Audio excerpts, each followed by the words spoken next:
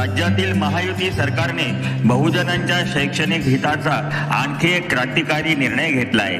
निवडक व्यावसायिक अभ्यासक्रमांमध्ये शिक्षण घेणाऱ्या ओबीसी, एसबीसी, विमुक्त जाती आणि भटक्या प्रवर्गातील विद्यार्थ्यांसाठी शैक्षणिक शुल्क व परीक्षा शुल्क प्रतिपूर्ती योजनेसाठी उत्पन्नाची अट आता सरकारने रद्द केली आहे।